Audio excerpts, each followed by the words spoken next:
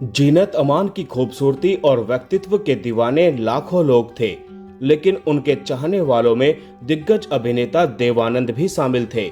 देवानंद ने अपनी आत्मकथा में खुलकर स्वीकार किया है। दोस्तों, वीडियो में आगे बढ़ने से पहले प्लीज मेरे चैनल को सब्सक्राइब करके बेल आइकन को जरूर प्रेस कर दीजिएगा। तो चलिए दोस्तों, वीडियो को शुरू करते हैं। देवानंद सिर्फ हिंदी सिनेमा के सदाबहार सुपरस्टार नहीं थे, बल्कि लाखों दिलों की धड़कन भी थे।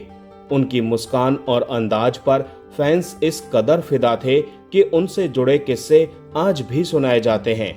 लेकिन पर्दे पर रोमांस के बादशाह रहे देवानंद अपनी असली जिंदगी में एक ऐसा प्यार भी दिल में छिपाए रहे जिसका इजहार वो कभी नहीं कर सके। कहा जाता है कि वो जीनत अमान से बेइंतहा मोहब्बत करने लगे थे, लेकिन राज कपूर से जुड़ी एक घटना ने उन्हें अपने जज्बात जाहिर करने से रोक दिया।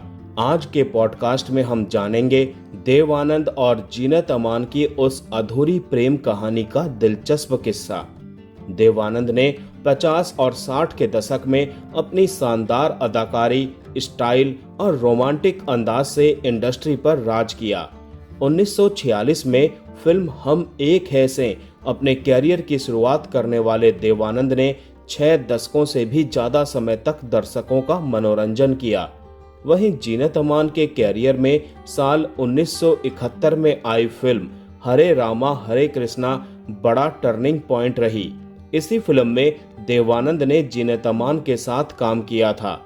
जीनत अमान को सिर्फ फैंस ही नहीं बल्कि उनके कई को स्टार्स भी पसंद करते थे। उनमें से एक देवानंद भी थे। देवानंद ने अपनी ऑटोबायोग्राफी रोमांसिंग विद लाइफ में जीनत अमान के लिए उनके प्यार के बारे में लिखा है।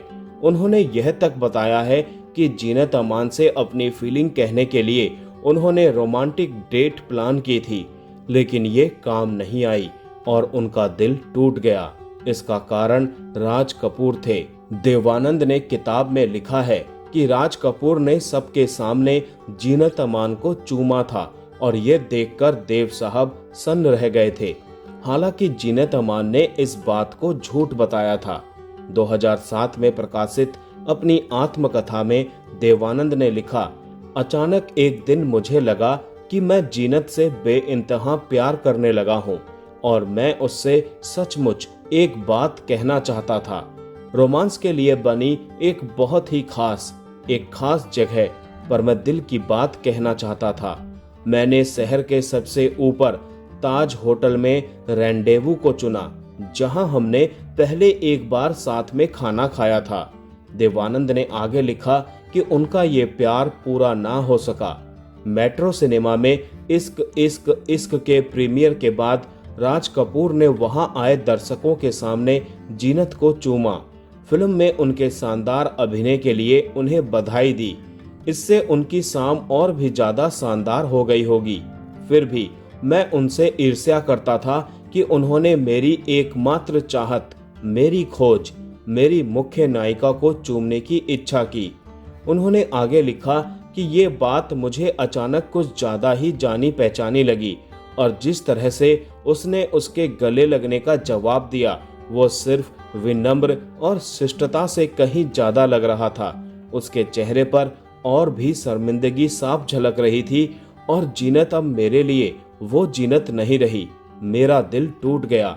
मेरे दिमाग में उस मुलाकात का कोई मतलब ही नहीं रह गया था। मैं चुपके से वहां से निकल गया। देवानंद की किताब में किए गए इस दावे से जीनत अमान काफी नाराज हो गई थी और इस पर अपनी प्रतिक्रिया देते हुए उन्होंने कहा था कि ईमानदारी से कहूं तो मैं नाराज थी। मुझे अपमानित, आहत और निराशा महसूस हुई कि देव साहब, मेरे बहुत बड़े गुरु, एक ऐसे व्यक्ति जिन्हें मैं प्यार करती थी और जिनकी मैं बहुत प्रशंसा करती थी, न केवल सच्चाई से रहित ऐसी कहानी पर विश्वास करेंगे बल्कि फिर इसे दुनिया के सामने प्रकाशित भी करेंगे। कई हफ्तों तक मेरे फोन लगातार बजते रहे क्योंकि मेरे दोस्त मुझसे पूछते रहे कि वास्तव में क्या हुआ था और किताब के कुछ अंश साझा करते रहे। हालांकि मैंने आज तक इस किताब को नहीं पढ़ा और अपने गुस्से में मैंने जो कॉपी मुझे भेजी गई थी उसे स्टोर रूम में रख दिया। साल 2018 में जीनत अमान ने एक इंटरव्यू में देव आनंद के प्यार के बारे में बात करते हुए कहा था कि मैं देव साहब की बहुत रेस्पेक्ट करती हूँ, उनकी वजह से ही मैं फिल्मों में आई। लेकिन मैं यहाँ ये कहना चाहूंगी कि ये उनका पर्सपेक्टिव था जो उस शाम को हुआ। उन्होंने अंदाजा लगाया, लेकिन वो मेरी तरफ से बिल्कुल अलग था। जीनत ने आगे कहा था कि मैंने देवानंद के साथ बहुत सारी फिल्मों में काम किया, मैंने राज जी के साथ भी काम किया। उस दिन दोनों एक ही जगह पर एक ही समय में थे। तब मैं राज जी के पास गई और उन्हें मैंने ग्रीट किया। क्यों ना करूं, वो मेरे को स्टार जो थे, हम साथ में काम कर रहे थे। मुझे नहीं पता उस दिन ऐसा क्या हुआ जो कि देव साहब मुझसे दूर चले गए। वो बात मेरे लिए भी बड़ी अजीब थी।